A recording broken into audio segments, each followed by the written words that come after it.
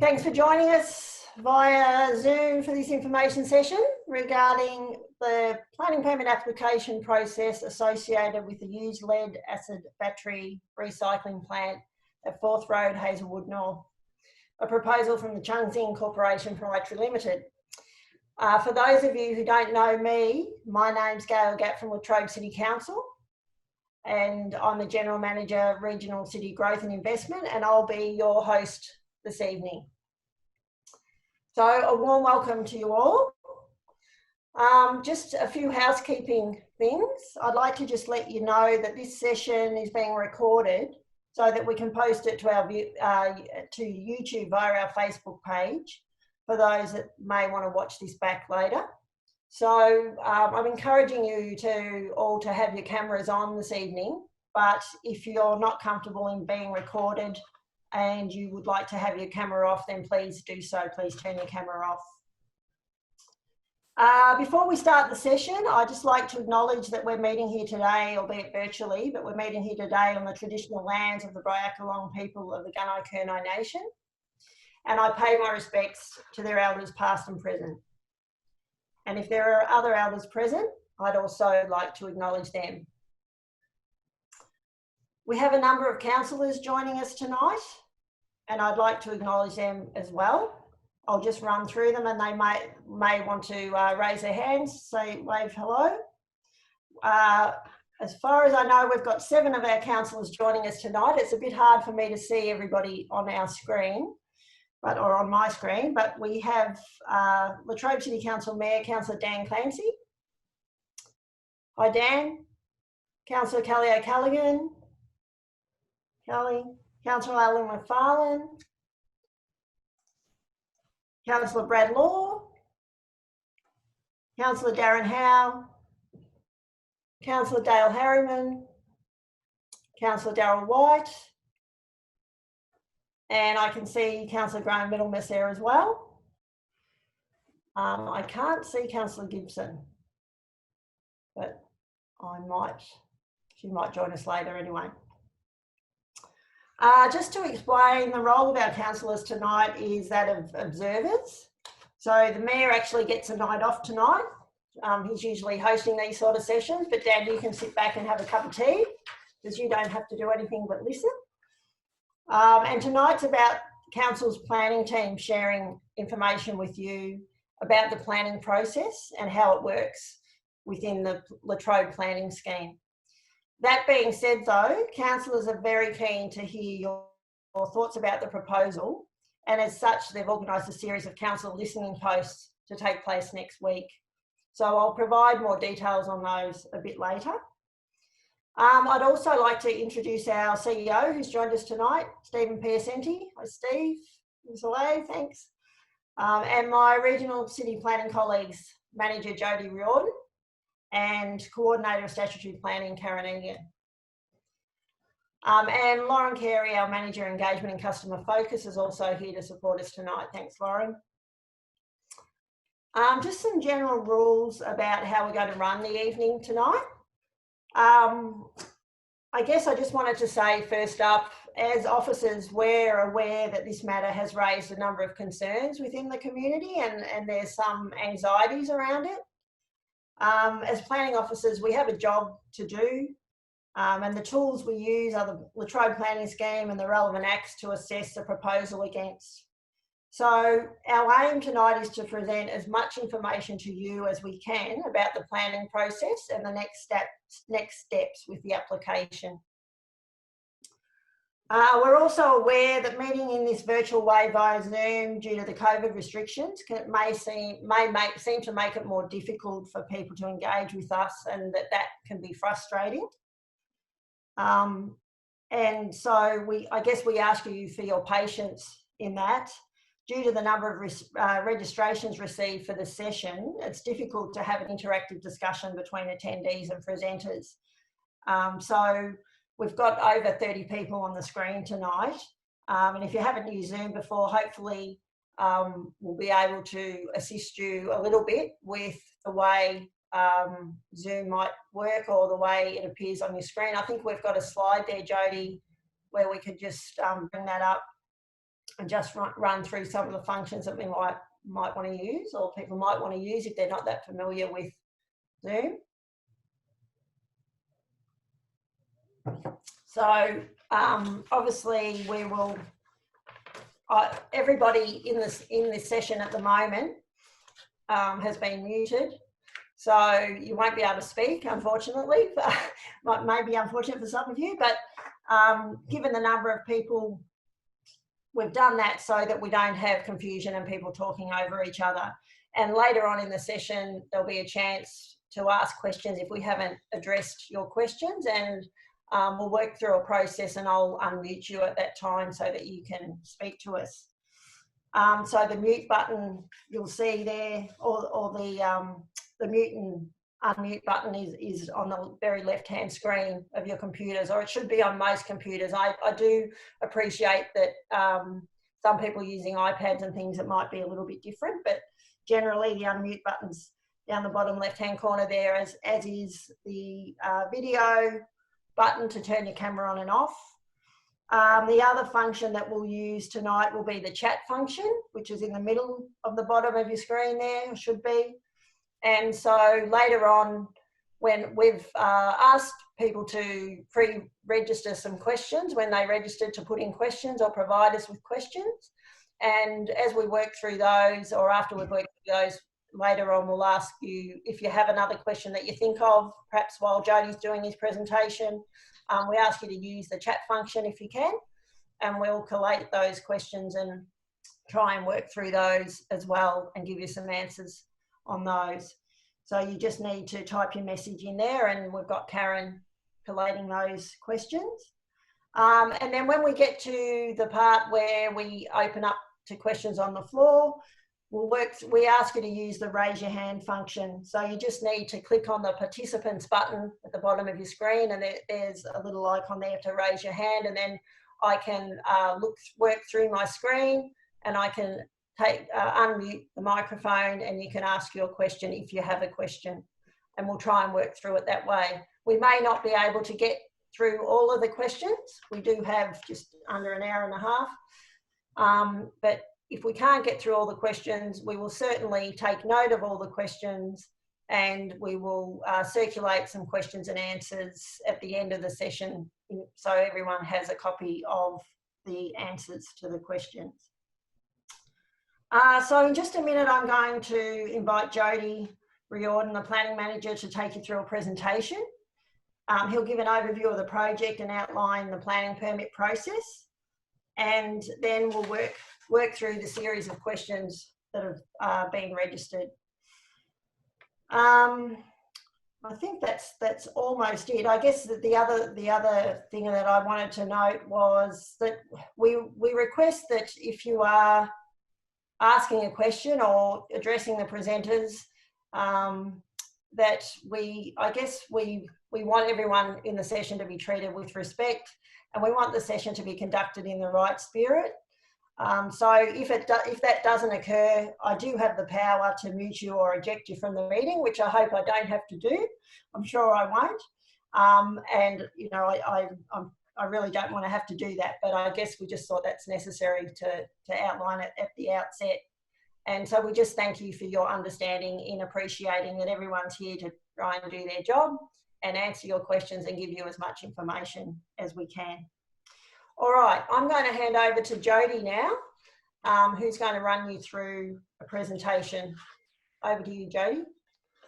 Thanks, Gail, and hello everyone. I hope you all can hear me. I'll try and speak really slowly because I understand I've got a pretty thick Irish accent. But as Gail said earlier, all the information provided here this evening, including a detailed response to all the questions that we received through the Eventbrite function when people are registering, they'll all be made available on our website over the next couple of days. So yeah, please feel free just to, you know, take note of the information we're providing, use the chat function if you've got any questions, and we'll go from there. So obviously we're here to discuss the proposed ULAB development, and the first slide there, hopefully that you all can see. And just another thing, we sent out the PowerPoint presentation earlier this evening, so if you can for some reason see this image on your screen, just open the PowerPoint and we'll go through the individual slides that way as well. So the subject site itself, it's obviously just south of Morwell, about 2 kilometers south of Morwell. And I just put the Hazelwood North Primary School there in terms of its proximity to the site. It's about 1.5 kilometers southeast of the subject site. The area itself, in terms of where it's located in an existing industrial area, although somewhat underutilized at this point in time, there are some businesses in that area, and it's part of an industrial 2 zone, which I will talk a bit in more detail. The subject site is on Fork Road, which is access off Tramway Road, which is a road managed by Regional Roads Victoria. So that's just a general context of where the subject site is. So in terms of more details about the proposal, I won't read these verbatim. I'm sure people can look at the slides themselves. But the proposal essentially is to use lead acid batteries and then refine it to create lead, break it up and create lead out of it. The primary proposal. So the proposed facility obviously will include a number of different buildings and structures involved in it. We'll have the factory building, which is a fully enclosed building where the industrial process will take place. There will be an administration office, reception area, staff amenities, gatehouse and laboratory where they do all of the testings and controlling the actual process itself. There will be obviously the emission stack related to for the emissions itself. And there's different storage areas for oxygen, stormwater, etc. There'll be a weighbridge for the trucks moving in and out, obviously. There will be a bitumen car park and perimeter road all the way around the site. And there will also be some truck bay, car parking areas, landscaping, etc. So in terms of, don't be worried about the overall details of that site, because what we have is that we've got a copy of the development plans on our webpage, so you can get all the details there. This next slide that I'm showing you is just a 3D image of the site and the general location of the site plan and how it integrates with the site. Excuse me. So again, the level of detail here, I understand it's the PowerPoint presentation is probably hard to see that level of detail. All these slides, as I said, will be made available later, but also the plans, which you can get its own in terms of more detail, are available on our website. So if anybody wants a hard copy of those plans, we're happy to send them out directly to you as well. But these plans are essentially the same plans were provided as part of the works approval. So essentially what will happen is that trucks or visitors maybe come through the perimeter road, which is the red arrows essentially, for that direction into the facility, unload the used lead acid battery and move out back the same direction that they came in. The building itself covers about 50% of the site. Areas that are identified in terms of the environmental orders, in terms of restricted areas, aren't developed at all as part of the site. And there's obviously areas in terms of around the area itself where there's storage areas for stormwater, oxygen tanks, and that sort of element. So again, as I said, all those plans will be available on our website or webpage. So if you want more specific detail, you can have a look at the plans there, but feel free to ask questions and council officers when you review those plans as well. So in terms of the subject site, so the subject site is zoned industrial 2 zone, and it's covered by a number of overlays, being the design and development overlay and environmental audit overlay. So the industrial 2 zone, it requires a planning permit under the Latrobe Planning Scheme for the use and development of the land. A planning permit is not required under design and development overlay. So on the western part of the site, adjacent on the western part of the site is a major gas pipeline. It's not actually in the site, it's just adjacent to it, but it has essentially kind of a restriction over the areas around it, so that ensure that there's no impact on that structure. There's no works proposed within the design and development overlay, so it should not have any impact on that high transmission gas pipeline.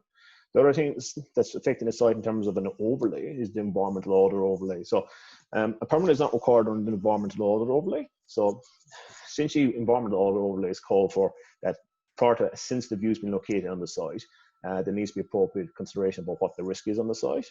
Obviously, when we talk about sensitive use, I'm talking about something like a childcare or a school or dwellings. Obviously, that's not what this proposal is. It's not deemed a sensitive use. And also, in terms of the environmental audit and the requirements of it, the development will be kept outside of the areas identified as restricted areas.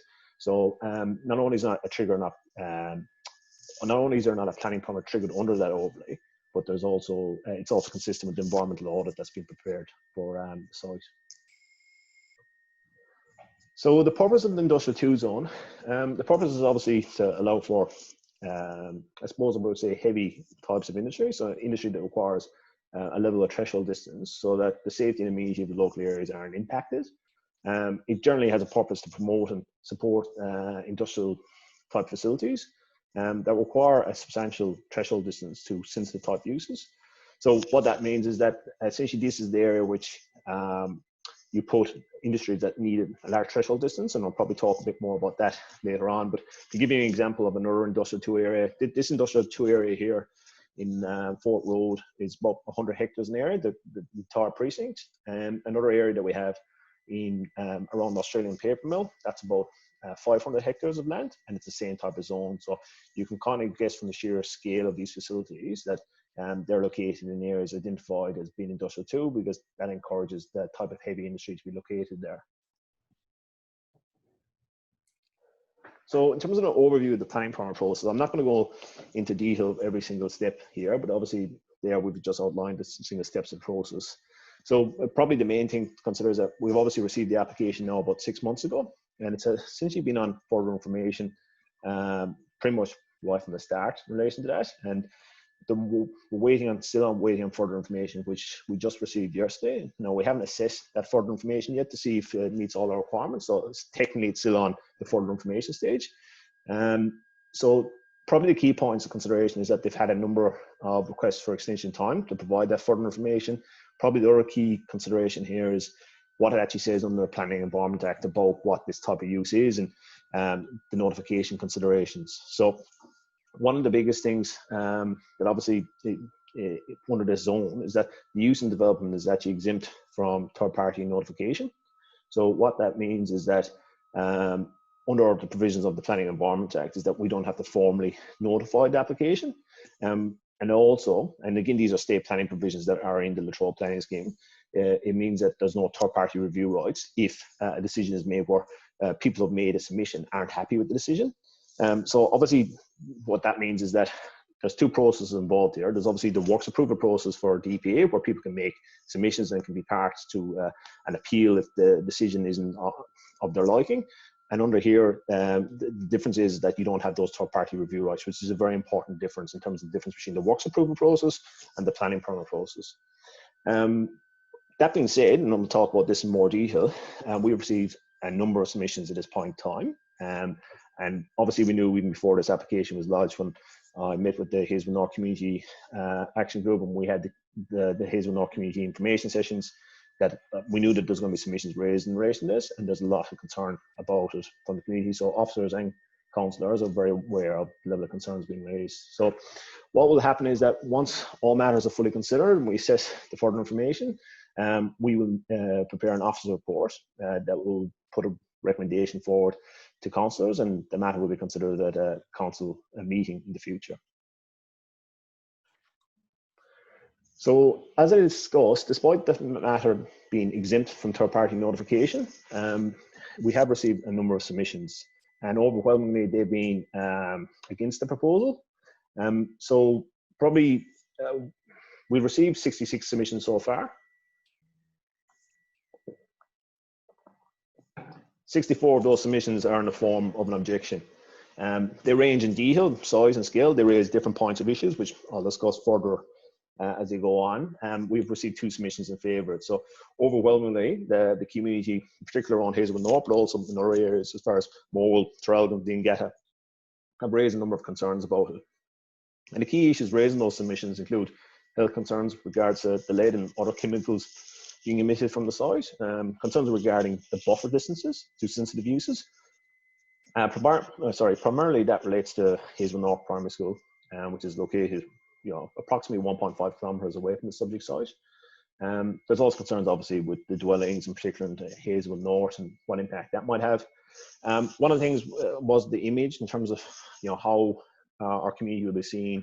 In terms of, some people are saying that we're transitioning to a more, greener form, a more sustainable form of industries, and those lead smelter city in terms of future direction and vision. Most people are questioning the overall benefit of the project in terms of employment, and the fact that there is apparent lack of community support, and concerns about property values. A key consideration, probably at the start, but a general trend throughout the process so far, is that people have been concerned about the community engagement undertaken by the proponent, and there's other concerns such as traffic, noise, and odor concerns. Overwhelmingly, the primary concern, I would say, has been about the health impacts and the buffer distances to sensitive uses, being the Hazelwood North Primary School and dwellings generally in the Hazelwood North area. So all these submissions will be included as an attachment to an office report, which will be presented at council meeting. So obviously, a lot of the submissions that we've received have been sent directly to councillors, and sometimes officers such as myself have been included in those emails. So again, we're very aware of some of the concerns that have been raised in relation to this project.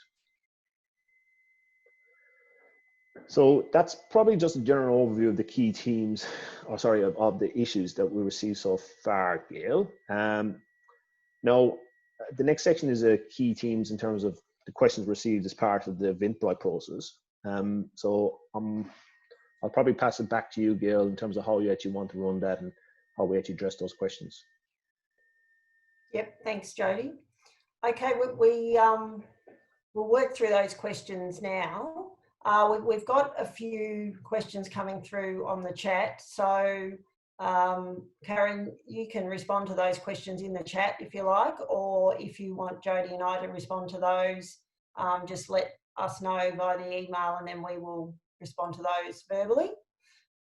So I see that there was one question there about whether the proponents were present in this meeting tonight, or whether they're attending tonight. So to our knowledge, they hadn't registered, so they're not here. So that's answered that first one there, and then there's a few others coming through which we can work through, and we'll check in with that chat in a minute. But so what we'll do now is we'll work through a number of the questions, which I'm sure many of you will have the same questions, because the questions that have been coming through are all sort of, many of them are linked or joined in themes. So we'll work through those now, and then we'll have time to come back to the chat questions and then open it up to your questions for people in attendance. So the first set of questions are around the EPA works approval, the works approval, the licensing issues and health impacts. So the questions that we've received around this are things like, how can the community be protected? Will emissions cause health risks to our grandchildren in future years? Will the EPA wait until they've updated the legislation from 40 years ago on lead pollution? How are you going to monitor the toxic emissions? Does the council have the power to impose monitoring and testing regimes on the Chungking ULAB? So Jody, do you want to just address those key themes around the EPA works approval? I'll try my best, yes. So probably the main thing in relation to those questions in terms of the environmental emissions is that obviously the proponent has submitted a large level of data and information to the EPA now as part of the works approval process. And as part of the works approval process, they will be assessing that information. And essentially, if EPA are of the opinion that the information provided is satisfactory, and if they issue a license, the use and the process involved will actually have to be fully consistent with essentially the works approval data and documentation that they provided. If it isn't, they essentially kind of have to go back to the drawing board. So they have what's called the commissioning period, and they go into licensing. So essentially what they provided is that, I mean, what the proponent purports is that there is, that the proposal is, highest environmental quality, won't cause any impacts, etc. That's the general line of what he's proposing. So his works approval documentation is essentially saying that the impacts are all consistent with best practice standards, and it doesn't exceed any environmental quality standards. So as a result, the works approval and license associated with that and ongoing monitoring requirements will have to show that it is actually consistent with what they believe estimates as part of their scientific understanding. So the key probably consideration in relation to that is, I know one of the question was, does council have the power to impose monitoring and testing regimes, and will the EPA have updated legislation and questions in regards to that? The EPA will have to consider the legislation as it is now in terms of making a decision. My understanding is that they're going to make a decision by the end of this month.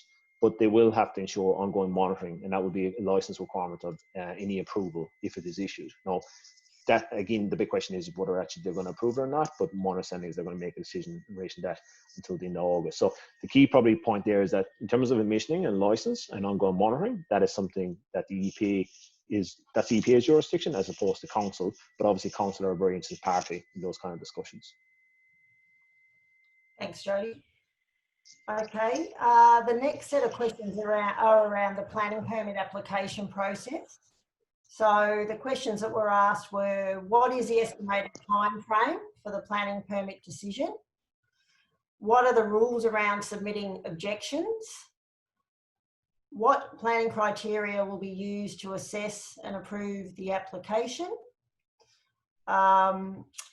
And I notice on the chat there's a question which is the same sort of theme. Why did people not have the right to object? That's come from Audrey. So can you address those ones? Yes, I can.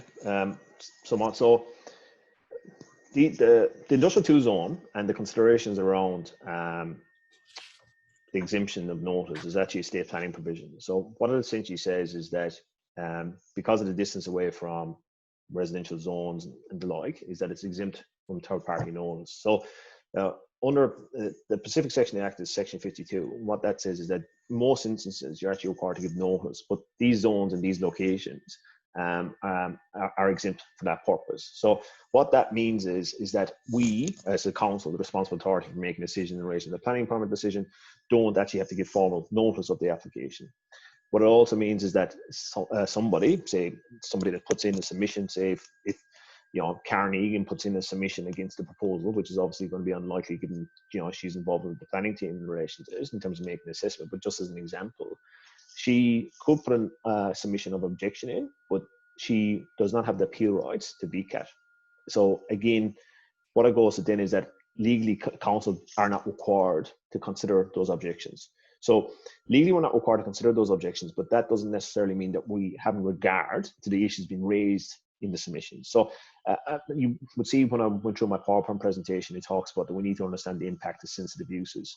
As part of our assessment of this application, given the highly scientific nature of it, and some of the information we requested from the EPA probably needs a bit more, I suppose we need a bit more information to fully inform council. We are actually going to engage our own independent environmental consultant to fully inform our decision in relation to it. So legally, there isn't a third-party review rights, and that doesn't stop somebody trying to be party to any future appeal. So for instance, if council, for instance, recommended refusal and the applicant took the VCAT, technically anybody can try to be party to that appeal, but they'd have to have very strong grounds to be accepted to be party to appeal by VCAT is my legal understanding of the situation. So the reason why people can't object is because that's what it says under those state planning provisions, which are applicable to that site.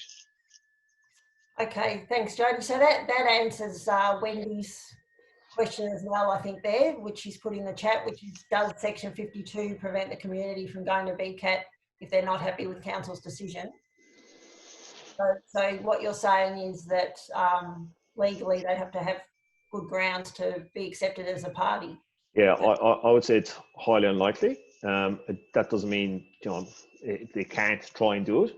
So it's like the same thing in relation to what we look at. Technically, it's exempt from notification, but we've received numerous submissions of objection. So legally, we can't put up a wall around council and say, we don't want your objections because it's exempt from notification. We can't stop people objecting to the proposal. That's what people have done. Similarly, somebody could apply to VCAT to say, I want to be part of this appeal, but I would think it's highly unlikely that it will be accepted. But again, if people actually want to try that, they can, if they want to, moving forward the project, then they can look into that. I would suggest that the best way of actually being involved, which is a fully open process in terms of the third party notification, is through the works approval and the EPA considerations.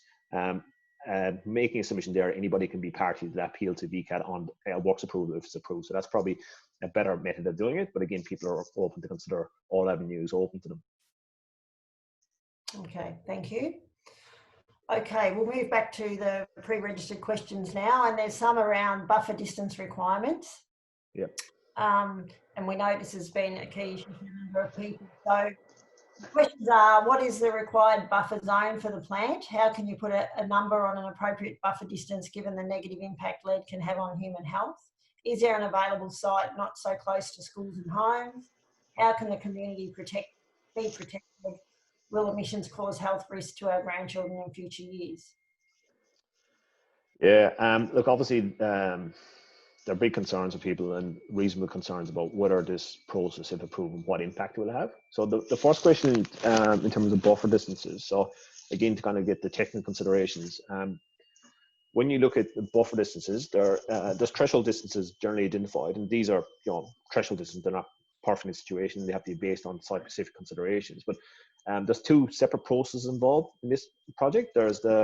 Essentially there's the metal production element, the lead production element, and then there's the materials recycling element. And there's a specific provision under the scheme called Clause 5310, which identifies certain threshold distances, and it details for the lead component of it that it has a threshold distance of 500 meters. So that's an indicated threshold distance of 500 meters. And the other threshold distance in terms of the materials recycling is actually variable, which triggers consideration to send it to EPA, who are referral authority in the application. So what people are concerned about is that, well, there's no say buffer distance for for lead, and as a result, no lead is good, or no lead should be accepted because it's just not appropriate. Generally, the way environmental policy and performance works is that if you have to try and address certain environmental standards, and if it can address that, then generally it's considered something that can be possibly approved if the appropriate standards are met. So while most people would say, and this is the connotation about lead and emissions is obviously very, very clear, and historically has been issues in some areas in Australia and across the world, but if environmental standards have been met through a proposal, then generally they have to show ongoing consistency with those requirements in terms of ongoing emissions if it is approved. So the question then about is whether, well, is there an available site not so close to schools and homes? We have to assess an application on its merits on the subject site being proposed. The subject site and subject use isn't prohibited at that location. So ideally, you wouldn't want such a proposal. You want to locate it as far away as possible. Arguably, what the proponent would say is that the subject site is suitably separated from the proposed uses, and obviously from an EPA and council point of view, we'll need to make an evaluation about whether we actually think that's the case or not. So the key thing is that if it is approved in terms of works approval, there'll be ongoing license requirements, and we'll have to comply with those standards that are submitted as part of the works approval, and they will have to be below the standards of air quality that is identified within the state of Victoria. Okay, thanks, Jody. Just looking down, working through the chat again. One of the questions there is, has councillors looked at the submissions to EPA, including from the Health Assembly? So I might be able to answer that one, Jody, and give you a break for a minute. I guess in terms of any submissions to council, all of those will be presented to council in the information that's put forward to them in a report for them to consider. So I guess with the submissions to the EPA though, that's a different process. So it would only be if that same submission was made to council. I'm correct in that, Jody, am I? Yep, thank you. So councillors will receive all of the 66 submissions that we've received so far as part of the information, and they will look at that information when they make their decision. Okay, the next set of questions, or the next theme, was around the future of Latrobe Valley. So these questions are things like, Australia has a lead legacy, don't make it worse and destroy the Latrobe Valley. Oh, that's a statement, sorry, not a question. Tell me why you would build a lead smelter in Latrobe City after the legacy Latrobe City already has been through. I'm not sure. I think those are probably more comments than questions, Jody. So we might leave those because I think they're more people's opinions. But the next ones move on to economic impacts. So how many jobs will be created? And also the issue around which is often one in planning matters, but around how it impacts property values. Do you want to talk a little bit about that? Yeah, in terms of jobs created, anticipate it's going to be 50 jobs, and kind of a split shift between the primary one would be obviously during normal times, and then there's an afternoon shift that's about half the size of that. But yeah, they believe about 50 jobs. In terms of the breakdown of what that looks like, whether it's laboratory or whether it's on the site itself, that probably not a whole lot of specific detail on that. But what they estimate is going to be 50 jobs. In terms of retail estate impact, and that it's already low in the area and is going to be affected. And again, this is not going to be an answer that's probably going to, I suppose it's a difficult one to say from a planning point of view, is that technically and legally, property values aren't a consideration when we're assessing planning permit applications, and there's numerous case law, VCA case law discusses that. I can fully understand, again, from a community viewpoint, that people would be conscious of the fact that such a proposal may or may not impact the property values of the surrounding area. So, as I said, it's not something that we can have regard to in terms of possible property values increase or decrease as a result of the proposal. It's something that is just outside of planning considerations. Okay, thanks for that. A question here around the works approval, and is that going to, or how is that going to hold them to the current proposal, I think is what they're asking. And even though there's no appeal rights to VCAT, can people appeal to the State Minister? So it's, let me just, so what was the first question again, Gail? Because I don't have all the questions up, that's all. Sorry. So the first bit is around the works approval. Yep. Is that going to hold them to the current proposal? Yeah. So in relation, that's really a question for the EPA. Not so much for council. I think some of the other questions were, though, is that some of the people were concerned about is that if it increases, what will that mean? So the first thing is that if it increases in terms of the scale, it would most likely trigger another trigger under works approval and license in terms of variation.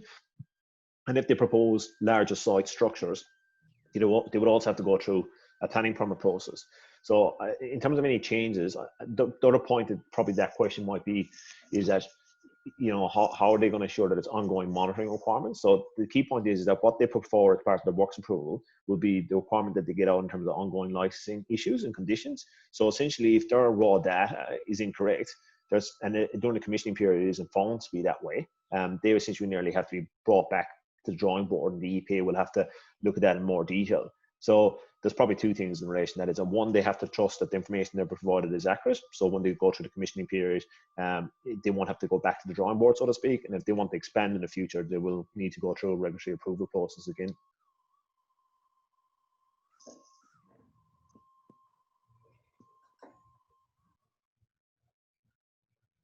Just give you a minute there to have a drink of water, Jody. No worries.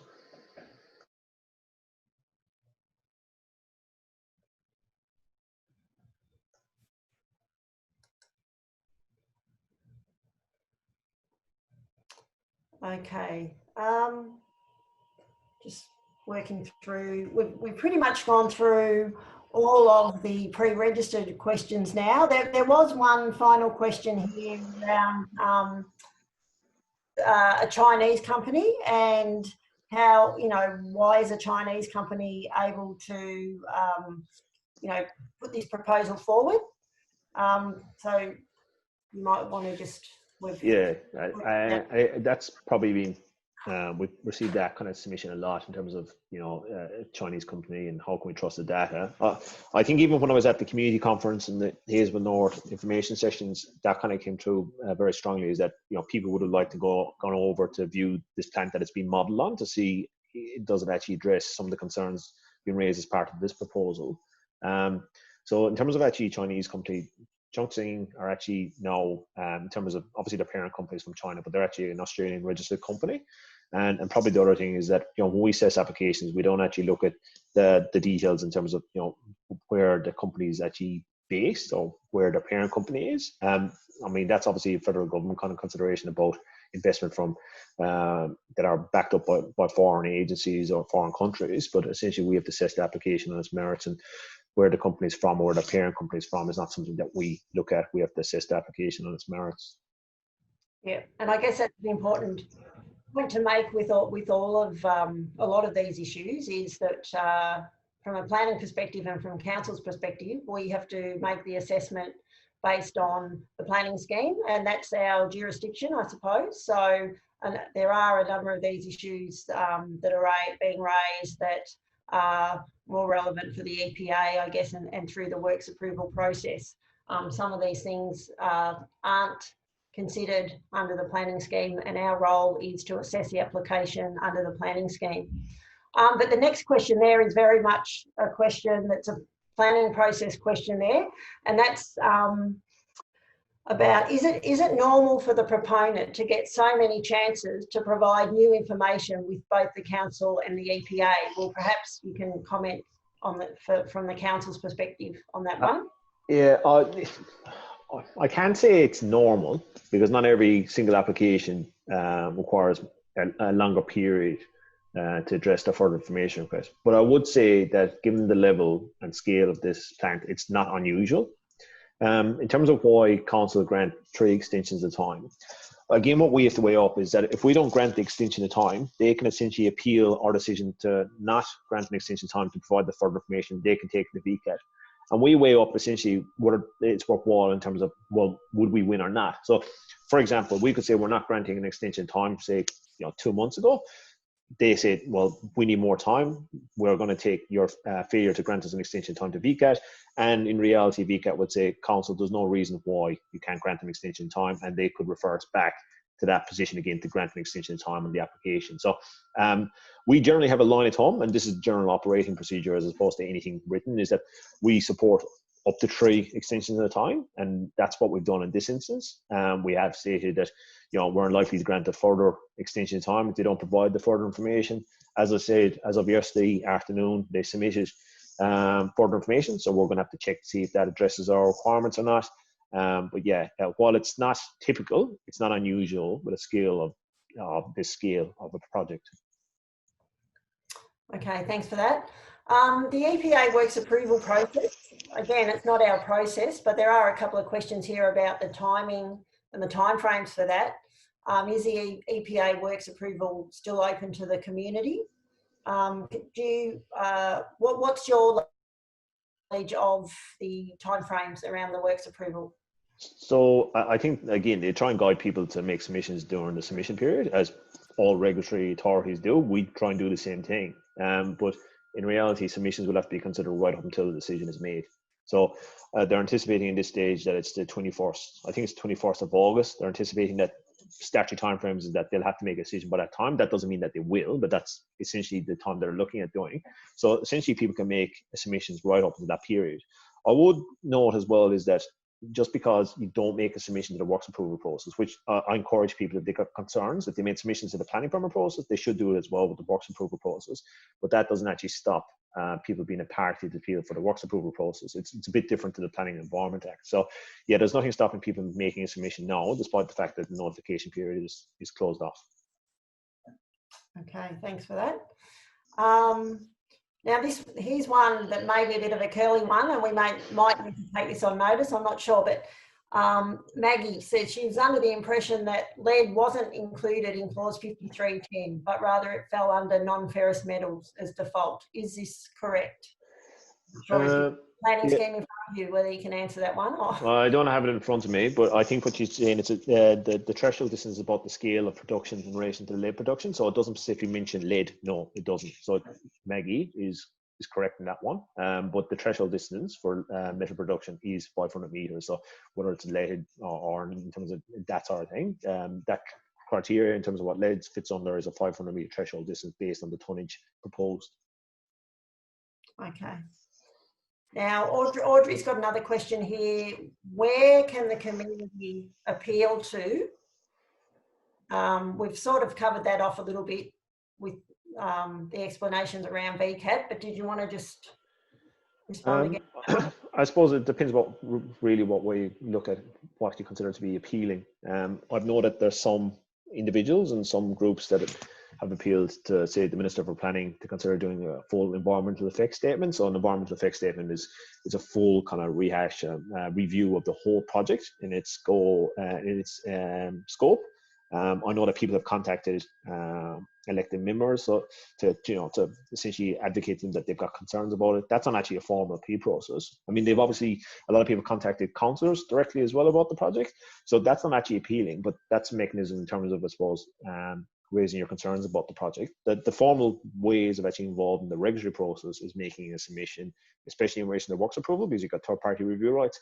But as I said, we've received 60-odd submissions, and I'm sure before we make a decision, we're probably likely to get more again. Okay, I'm going to give you a break for a minute now, and I'm going to throw to Karen. Karen, hopefully you're okay to answer this question. When does the public submission time end for the Latrobe City Council objections? So there is no, I suppose, time frame for submissions to close. Up until a decision is made, we're still open to receiving submissions. But what will happen is, once we have a date for a council meeting, we will inform the community so that there will be a cut-off date for those submissions to be presented to councillors in that report.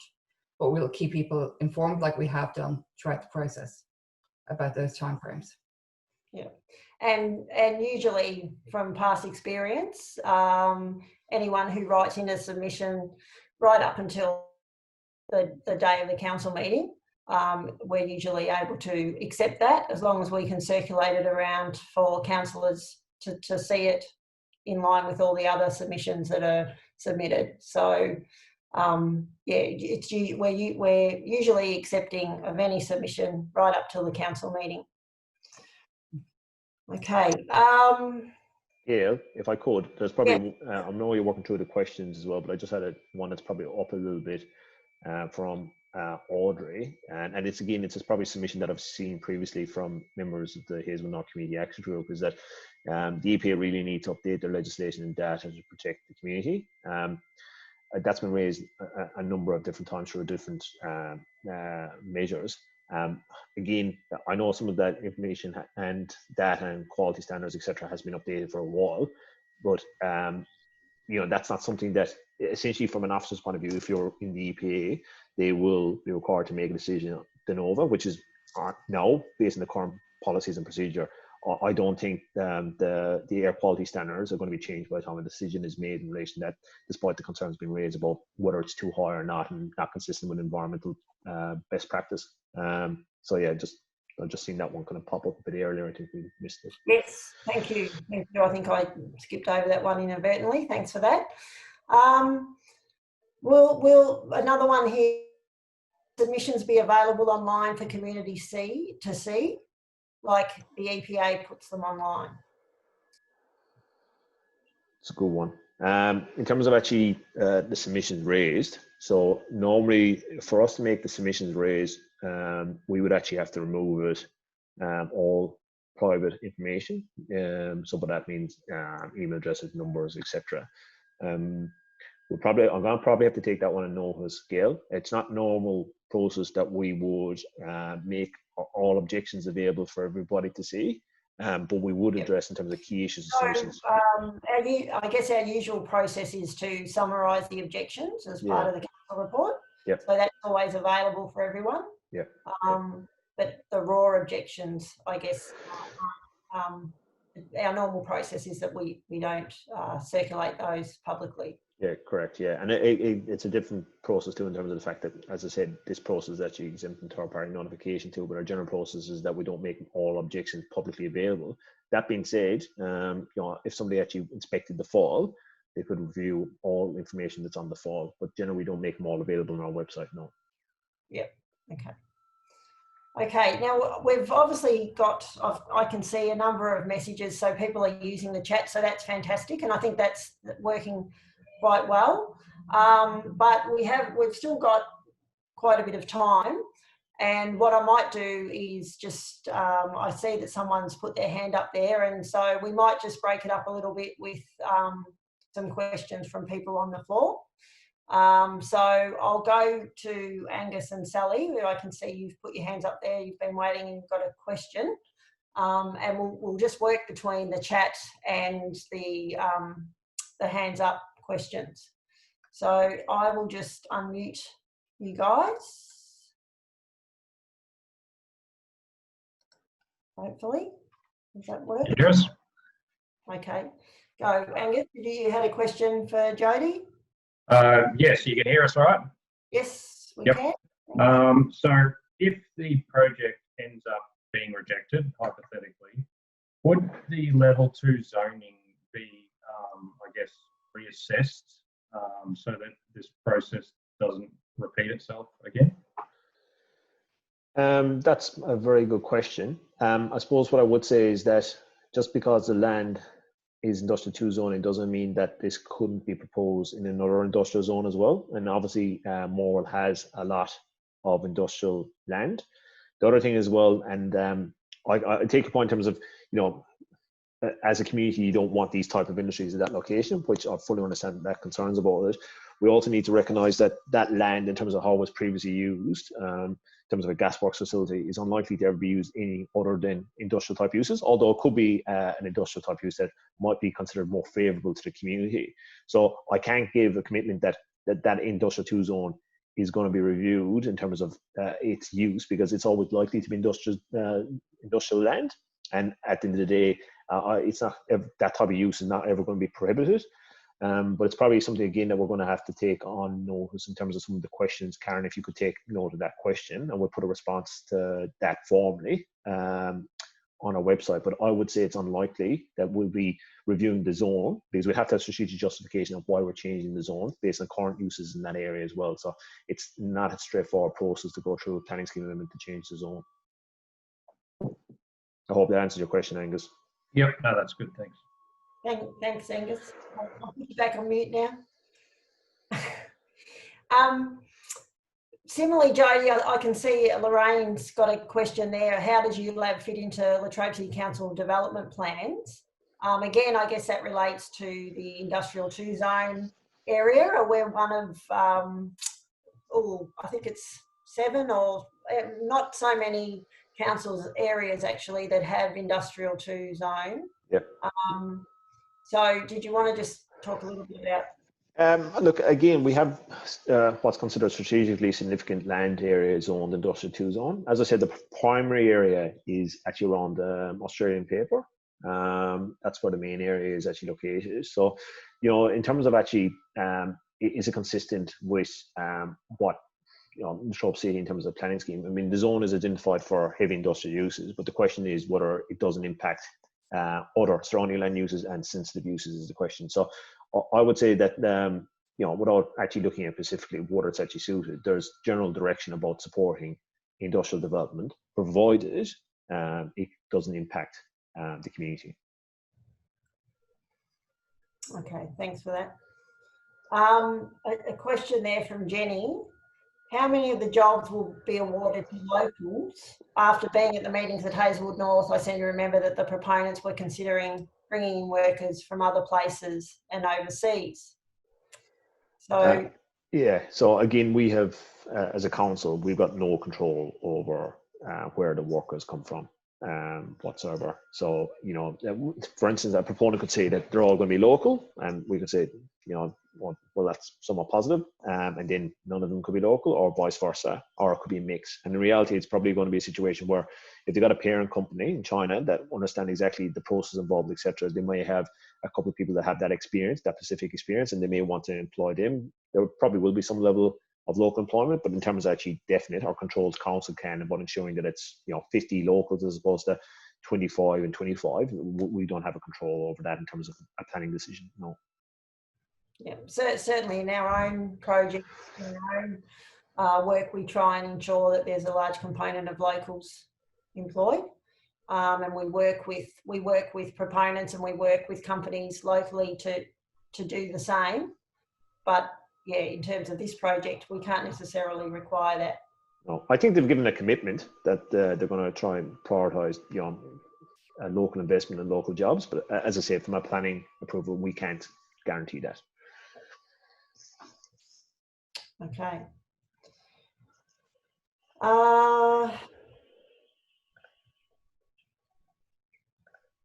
So, question here around exemptions from the EPA. So the proponent is applying for an exemption from a licence that will require monitoring. Is this a concern for council? If the EPA provides an exemption, do the council have the right to request greater monitoring?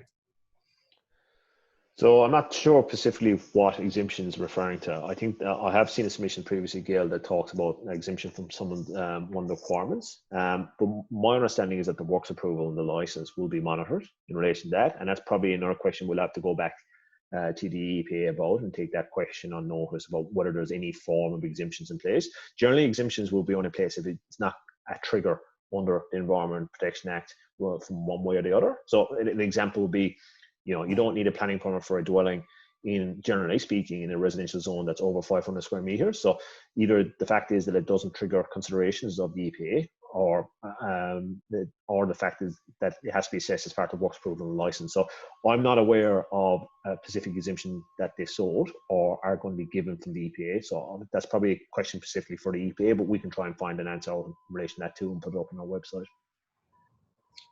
Okay, thanks for that.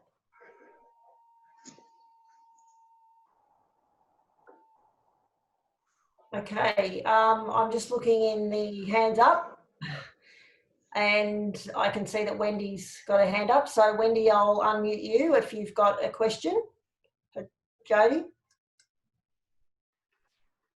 Geordie, I wonder whether you can go, sorry, thank you. I wonder if you can go back, Geordie, to the slide where you spoke about industrial zone 2. Sorry about the noise in the background. The kids are making a bit of noise. I didn't quite get to write it all down, but it actually speaks about which does not affect the safety and amenities. And that would be the surrounding areas. And I think for the local residents, that's one of the biggest concerns, that it is affecting their safety and their amenities. So whether you can address that, and as I said, whether you can go back to that slide, I don't know. Yep. I just wanted to add though, because I had an hour and a half discussion with a scientist the other day, and we were commenting about the distance from the homes in Hazelwood North, the distance from the McDonald's, the distance from the schools, and things like that. And she said, remember, separation distance is even more important, because even though you're concerned about within 5 kilometres, things like the recent bushfires, the Hazelwood mine fire, New Zealand had a lot of our pollution. So that, and the wind extremes. So that actually pushes our pollution to a much broader area. So we're really not considering just 5 kilometre zones or, 500 metres from the actual venue, but a much wider distance, including you then start thinking about hospitals and other schools that are in that area, and of course the amenities of other people that live around that area. Thank you, Wendy. Just so everybody's aware that you are as well, Wendy, is that this presentation will be made available on our website, so you don't need to write down everything if you don't want to. So in terms of your question, yes, as the purpose of the Industrial 2 zone, the first stop point there on hopefully the slide that everybody can now see, is to provide for manufacturing industry, the storage and distribution of goods and associated facilities in a manner which does not affect the safety and amenity of local communities. So as part of that consideration, we will have to evaluate whether we consider that the safety and amenity of the local communities is impacted by the proposal, and if it is impacted, to what extent, and if it is impacted to an extent, whether it can be supported or not. So we will be engaging an environmental consultant to do essentially a peer review of their information, because we're planners, we're engineers, we're health officers, but we're not experts when it comes to assessing these kind of scientific modelling and assessments for industrial type processes. So we will be engaging our own independent person to assess all that information and to give us some guidance in relation to what will be the impact to the community. As part of our assessment, that report then will provide the councillors, and that will inform them for their ultimate decision. Okay, thanks, Jody. Thanks, Wendy. Let me just find you on here again, and I will just... Oh, you've muted yourself. Thank you for that. Okay, Jody, now I'm going to throw to our CEO, and he's probably going to kill me. It's probably not a good career move. sorry, Gail. I see Wendy's hand is up there again. So. Well, I think we'll move on. We can come back. Okay, right. Yeah, no worries. We need to give everyone a chance to Yep. ask their questions. No worries. So, but Steve, there's a question there about livability for Latrobe City. Can you give a bit of an outline about what we're doing in terms of improving livability? Obviously, we've got a big construction program happening at the moment as part of that. Thanks. I think the question was from Audrey about is council still looking at livability. So you've seen, I suppose, from a high level perspective, significant investment in Latrobe City, both from council, state government, also the federal government around improving livability, whether that's a new performing arts centre, the aquatic centre, all the recreation livability infrastructure is being delivered, along with significant improvements to the hospital that are happening and rail and other investments the state government's making. So I suppose from my perspective, there's a lot of great things going on in terms of livability. If you look at the council plan, that's one of the key tenets or objectives of the council plan is to continue to increase livability along with driving economic outcomes. And so I suppose in relation to this particular application, Jody sort of outlined it already, the council needs to consider this application on its merits in line with what the planning scheme requires. But livability is always a factor that, from my perspective, that council considers in all of what it does, along with all of those other factors around economic outcomes. So it's a difficult job for a councillor, from my perspective, having to balance up all of those things and make big decisions. As I said, we have been fortunate in Latrobe City, and we're continuing to advocate for increases in livability outcomes, such as further investments in rail or upgrades in terms of connectivity, as well as increased livability in our town. So we're continuing to work down that path. So it's certainly a key objective of the council, as I said, along with all of those other things that the council needs to consider in its decision making. So at a high level answers that question for you, Audrey. Thanks, Gail. Thank you, Steve. No, I won't kill you for throwing to me for asking the question. Good, I'm going to mute you now, so you won't be able to anyway. All right. Thanks for that. All right, let's move on. We've still got about 25 minutes. If you want to keep with us, we'll keep working through these questions. Happy to stay here until 7:30. If you've had enough, feel free to leave, but we did say that we would work through as many as we can. And I'll just reiterate that we will keep a copy of this chat, and we'll pull all the questions out of it, and we will circulate the questions and answers to everyone who's attended tonight. So if there is something that we miss or we run out of time, we will still attempt to answer these questions and circulate that out to you. So I just noticed Stacey Clark has put a comment in there. So Geraldine had noted that a friend who ran out of time for the EPA works approval submissions. She's asked, can she still submit? So Stacey has been good enough to advise that the EPA community comment period is now formally closed. However, if your friend still wants to make a submission to the council planning process, as I said earlier, we would normally accept those submissions up until the time that council are making a decision on the application. So you can still get a submission into us. Okay. Working through, trying to work through and choose ones or choose questions that we perhaps haven't tackled, as a number of them are still are coming through or about the same sort of themes. So I'm just working through that now.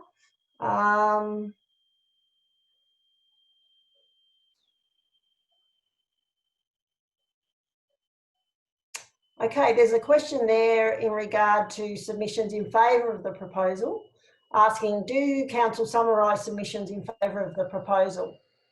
Karen, that might be one for you to tackle, if you don't mind.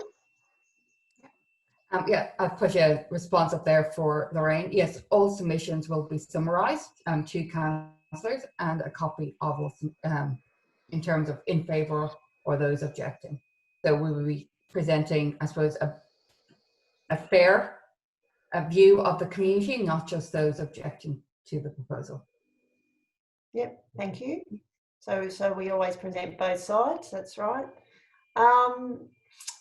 And Audrey's also asked, is there a form to make your submission on, or do we just write a submission letter? So they can just flick an email into me or ULAB submissions. That's absolutely fine. It doesn't have to be in a formal form. I think we've got a form on our website, but you don't necessarily need a form. Just flick us an email and say, objection to planning permit associated with ULAB. Technically, you need your name and address as a minimum when you're putting in a submission or an objection to a planning permit application. But yeah, so if people want to do it that way, just send us an email. That's fine. Yep. So the main thing is that it's in writing. In writing with your name and address, technically, is legally in terms of for an objection to a planning permit application. As I said before, despite the fact that it's exempt from notification, we can't stop anybody lodging an objection. Okay, I can see that Geraldine has her hand up. So Geraldine, I'll ask you what your question is now. I'll unmute you. Yep. Hi, can you hear me? Yes, can hear you loud and clear. So I've written the question down already, but will the council be considering, so assuming the EPA approve the works approval application, the council still have the option to decline the permit, the planning permit application. Are they going to take into consideration things other than just meeting the EPA standards? So are they going to consider the community feel towards it? Are they going to consider things such as, the image of the valley? Are they going to consider things such as what would fall under livability in terms of just the future direction of the Latrobe Valley, and how something like this would, continue the direction that we've had instead of creating something new? A wider range of concerns, will they all be considered, or is it just going to be based on technically it falls in EPA standards and that's the only consideration? Thanks, Geraldine. I'll take that one, Gail, if you want. So there's, if you look at, and again, you don't need to look at the planning environment type, but there's things that we need to consider when we're making assessments of an application and informing councillors. So what councillors need to consider, there's a section 60 under Planning Environment Act, and it pretty much covers a whole list of information that needs to be considered. So for instance, that means any adopted plan or strategy of council. So our health and well-being plan will have to be considered as part of it.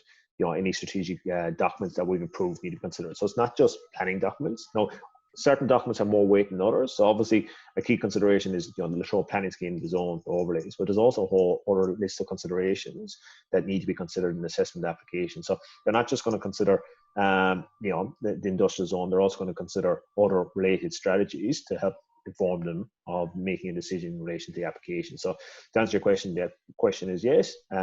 They need to consider the Latrobe planning scheme and considerations under Section 60 Act, which includes other considerations such as health, well-being, livability, our future vision, etc. Okay, thanks for that, Jody. Now there's a question here, and I'll just find it again now, from Libby. Are there any similar plants recycling lead in Australia as a guide? I'm not sure if the application actually made reference to other plants. Jody, can you comment on that one?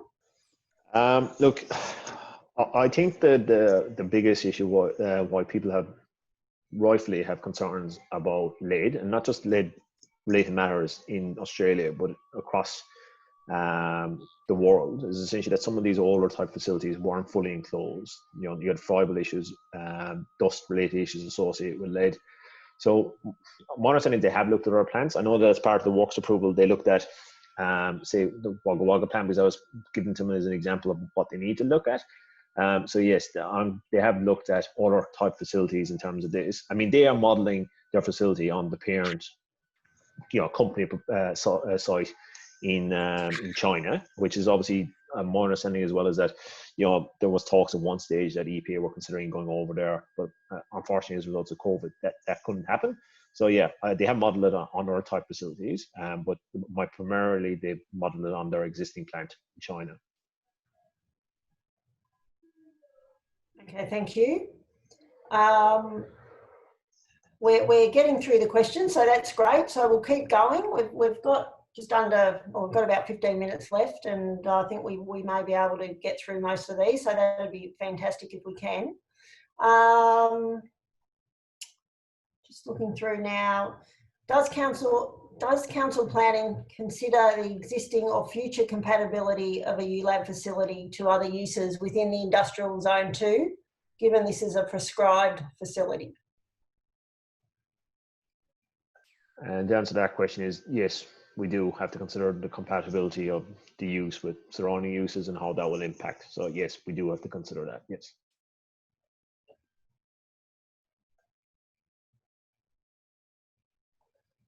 Okay, so again, another question around the councillors and their consideration of issues. So when assessing the proposal, is it enough for councillors at the community oppose a project to decline the permit application?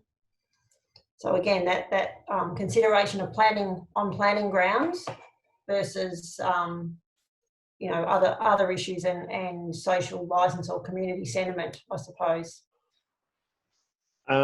Look, again, when I say that, you know, legally council aren't required to consider the objections, I mean, it's obviously clear as day that there's a level of sentiment against the project, generally speaking. Like if you look at the submission numbers, there's 66, there's 64 to 2. So there's other considerations that need to be considered in the assessment of the application. So no matter that the Act says that legally we're not required to consider it, there's also going to be other considerations that are relevant, including the sentiment of the community that have been raised, maybe not through the formal process of time hold, but obviously like some of the questions like Geraldine asked there about you know, health and well-being and vision and elements like that. So I think in some shape or form, as us as officers, because we're aware of some of these issues, as part of our overall assessment, we actually, in some shape or form, kind of put on our community hat on when we're assessing these things to ensure that the information that we have to hand and the recommendation that we put forward to councils is fully informed of the issues raised, if that makes sense. So councils then will hopefully feel comfortable that they have all the information in front of them, including general concerns that have been raised across the matter and how it fits with environmental quality and standards and how it sits with in terms of the criteria around the way to assess a planning permit. So yeah, I think it's clear as day that there's a level of community concern with it, and that's why it's so important that we get fully informed, and that's why it's part of this assessment, which we normally don't do, is we're getting an independent consultant to inform us of the merits of the scientific processing and emission levels proposed as part of the project.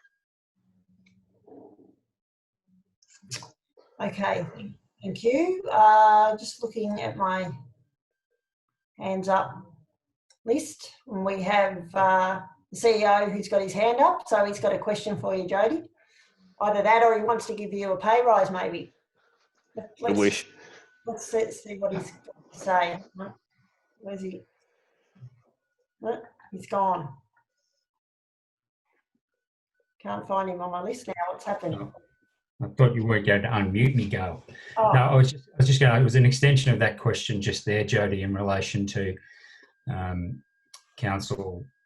For council to either approve or not approve, as I understand it, it needs to be, even if council to say we approve it, it needs to be approved with conditions on planning grounds. If council is to refuse it, it also needs to be related to planning grounds. So I suppose expanding on that question about whether council could, the way I was reading that question, because council has rejected the proposal based on other matters, it still has to consider it on planning grounds, either to approve it with conditions on planning grounds or to not approve it on planning grounds, is how I understand the situation. Because council says, well, we are not approving this application on these planning grounds. The applicant still then has the right to, as I understand, appeal that decision if that were the case. Correct, Mr. Piasanti, you're spot on. If council were to approve it, it would have to approve with conditions. And obviously, if it's approved by the works approval as well, the realistic conditions that they have to comply with in terms of emissions targets, licensing requirements, etc. If it's refused, it would have to be refused on planning grounds. It can't be refused on things that aren't related to general planning grounds. So it has to be rated, because essentially, if we are to refuse it, and council were to refuse it, we will be putting a case forward that it would be able to justify our position if we went to VCAT as well. So it needs to be on planning grounds whether we approve it or if we refuse it. So yeah, you're spot on. Thank you, Stephen and Jody, for that one, for that clarification. Thank you, Steve. Look, there's a question there from Geraldine, which is a really important one that I want to address, and that is she's written there that, oh, I've lost it now, clicked at the wrong time. Where is it gone? Sorry, bear with me for a minute. But essentially it was that she's been told by some people that work at council that they aren't able to make an objection, and that they have to remain neutral, and that she thinks that that's wrong. So what I guess I just want to clarify for you that anyone is able to make a submission of support or objection to any proposal. Council workers are part of the community, just like anyone else. And so there's certainly, you know, there's nothing that says that they can't make a submission of objection if that's what they believe. So they follow the process like anyone else. So I just wanted to clarify that. Carolyn's asking, are there any other possible sites in the Latrobe Valley that aren't near a school or homes? So again, that relates to the industrial 2 zoning. So yeah. So the first point is, to answer the question about are there other sites? Yes, there are other sites. As I said, at the Australian paper site, there's about 400 hectares of industrial 2 zone land there that, you know, obviously has pretty substantial buffers there, although Traralgon West is, you know, relatively close by, generally speaking. So there are sites available, but again, we have to assess an application on its merits and on the site that's proposed for.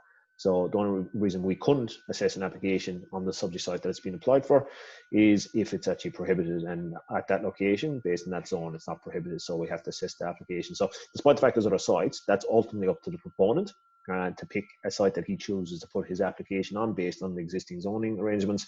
It's not something that council can say, we can't assess your application on this site, we want you to go somewhere else. It's just not something that we've got control over. Okay, thank you. Back to the hands now. I can see Steve, our CEO, has raised his hand again, so he must have an important point to share. So I'll let you have another go, Steve. Thanks, Gail. I was trying to get your attention successfully. There was expanding on the question you had also answered about staff having the ability to be able to make submissions. There's also one there I note which talks about transfer station staff and the suggestion that it's wrong information and being, frankly, I think Jack talked about being bullied in relation to them not being able to comment. So the transfer station staff work for a contractor. I'm happy to clarify for them that, and we do provide them with copies of our policies and procedures in that they can participate. There are guidelines, obviously, in relation to how people behave, particularly in social media and the like. Staff aren't able to comment in certain ways, but that's not to say, as Gail indicated quite clearly, that staff members and contractors can participate in processes such as these like any other person in the community. So I just wanted to clarify that there's certainly there's nothing that we've said to any of our contractors or to our staff that would prevent them from participating in any of these processes. So I just wanted to clarify that, Gail. Thank you. Yep, thanks. Good clarification. Okay, I'll go next to Geraldine, who's got her hand up. Geraldine, you had a question? Yeah, sorry, same question that you just read out, but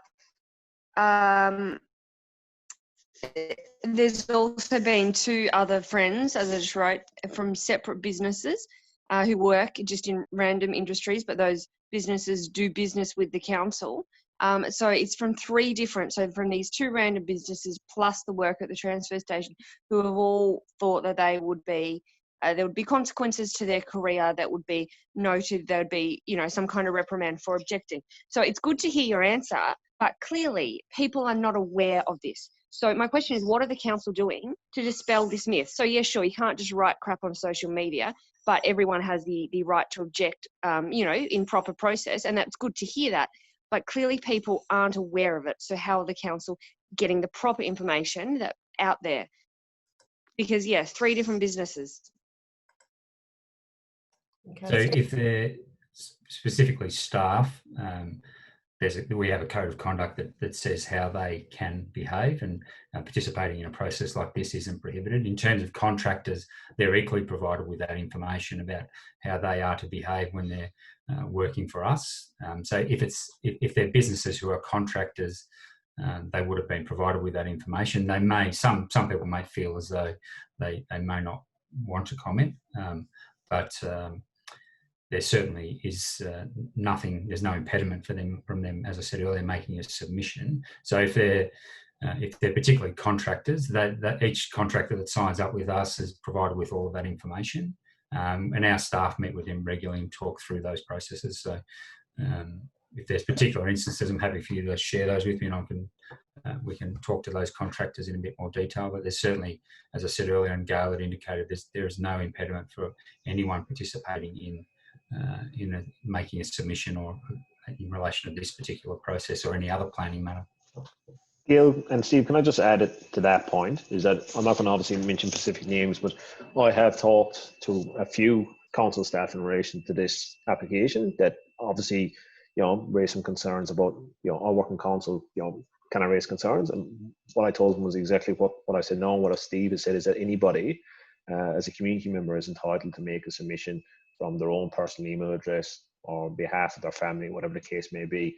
And I'm happy to discuss that the same way I'm happy to discuss this matter with anyone that has concerns about it, because they're entitled to do so. So that's happened a few times now, and I can understand why people have got concerns about the project.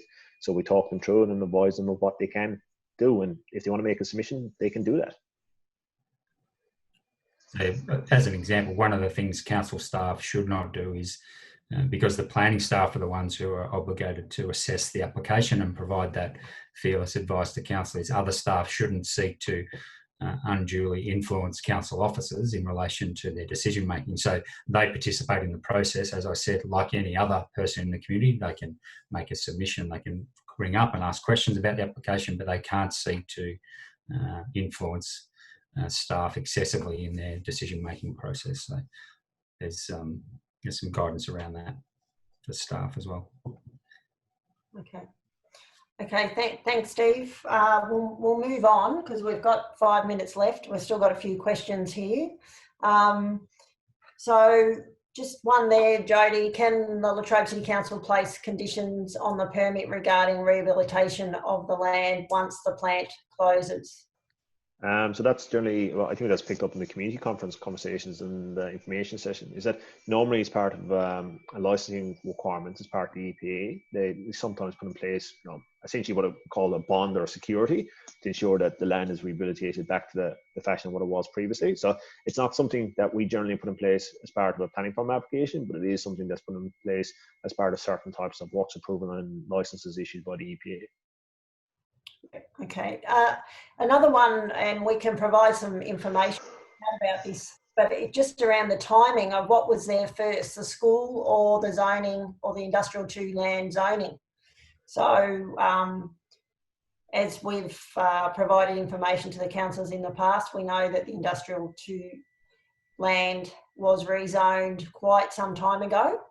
Did you want to elaborate on that a bit more? I probably won't be able to elaborate fully in terms of the dates and times, etc., in terms of what's there. I think it's probably some question that we'll probably have to take on notice so I can get the form of facts and figures and when it's zoned. My understanding is the industrial 2 zone has been there for a very long time in terms of an industrial use for in that area. But in terms of what was there for us in terms of the Hazelwood North primary school, I can't really comment on that. I'll have to go back and see if I can find in the archives about when the school was created in comparison to when the industrial area was created, because I don't have those, I don't have that data in front of me, but again, we can respond to that. So Ian's put a note in here that he thinks that the school was started in 1881. Well, it was probably highly unlikely so that the industrial area was there back in 1881. So you can presume by that, thanks Ian, that it was there beforehand, yes. Yeah. All right. Okay, folks, we've got a couple of minutes to go, and there are a few questions left there on the chat, but I think we probably do need to wrap it up. So I just want to conclude, and as I said earlier, we will endeavour to answer those remaining questions. I mean, some of them look similar to other ones that we have already answered. There's only a couple there that we haven't answered, but we, as I said, we will circulate out those responses for all the questions tonight. We'll circulate the questions and answers out to you. So just in conclusion then, first of all, I want to say thanks so much for taking the time to attend the session and to engage with us. It's really important, you know, that we try and explain the process and help you understand it, and also appreciate hearing what your views are so that we can better direct our information and provide the correct information to the councillors. And so I hope we've assisted in answering your questions tonight. I want to give a huge thank you to Jody Riordan, who had to tackle the majority of those questions. So he deserves a beer. So I'll shout you one at some point, Jody, because I'm sure your mouth's quite dry after answering all those questions. And also thanks to Karen for working on the chat with me and helping to organise and collate the questions.